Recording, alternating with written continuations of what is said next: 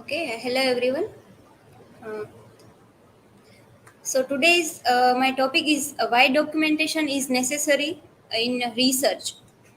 So we have a paper of research methodology in which we learn how to do our research with documentation, proper topic choosing and other things. I will discuss about introduction first, then what is documenting a source, why documentation is necessary in research, and conclusion. So let's start with documentation.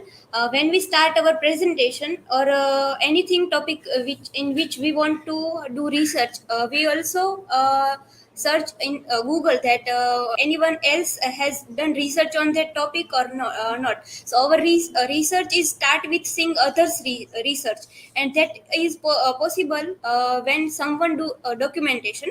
So whether you are jotting down the result of your own experiment or organization of the works of others, there is no understanding the importance of organizing and citing your research. And the proper documentation helps you to organize your data and your information in a nice manner. As research rightly said that in research paper, documentation is the evidence provided for information and ideas that you have borrowed from other and others research. And documentation in research is a critical because it allows people to reading finish work of trace point and information back to their original sources. As I have we have selected topics, and for that we do research on that topic. And if I find the article about the topic, I see their bibliography or work cited, and from that I come to know about the original sources or the other sources that the researcher used in their article. So it becomes possible when we see when we do documentation. So, what is this documenting source? So, Philip said that documentation is very simple tool, and it helps to participator to unveiling the patterns. And the another definition, if we look, Andrins observe that documentation has many meanings from the broad, anything written in any medium, to the narrow policies and producers manual or perhaps records. So it is the record, and record the things that we have used in our research or our data. And why it is necessary in every research. So there are some topics that we I want to discuss here. That first is give and take credit. While we do research, we think that nobody sees that from where we are taking these resources, but it is not true. Google, and there are also many tools that shows that from where and which sentences and how much sentences you have taken from that material. So, Ellis said that properly documented research is easier to cite, share, and take credit for, and we have to give credit from the sources we have taken the information or data. So, when the information and the data we are taking, we must have to cite them in our research or in our information that we are giving in the article. And in the world of research, it is important to share idea and know more about each other's way of thinking. To This is the digital era, and easily we are putting all the things in the Google or digital platform. So it is possible that someone's take our data or information and do not credit for it. So documentation is for that we have to give and take credit from which we have taken the sources and the information.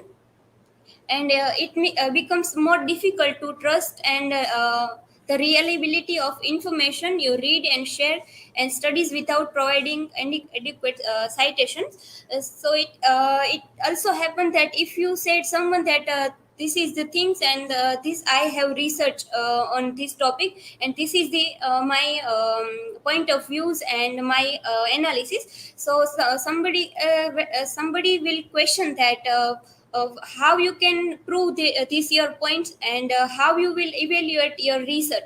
So documentation is important for that, to prove them. And the another thing that is make research shareable. If there is no documentation, and we will do research on any platform, we won't find any other information related this topic. So documentation helps other to reach to the another information that shared by other researcher. So and it is also important to documentation of information, and it helps others to grow their exploration on their topic. And through this documentation, we can reach to that original source, or primary or secondary sources, and it will provide you readers that a description of key features of each sources. And while doing the research, you have to be honest, and you have to do valid work, because the integrity of your work is shown in your production of whether it you have do it proper or not. And if you haven't do it proper, it will leads others to do in the wrong direction. And by documenting your research throughout the entire process, you add honestly and authenticity into your work. So it is important to do documentation. And to wind up, we can say that the expression of someone's creative work is copyrighted. And if we want that someone do not copyright our idea or our creative work, we have to do citation also. And this citation is the documentation, and it helps to others to lead to get to these resources. And documentation is important for claim your point and conclusion.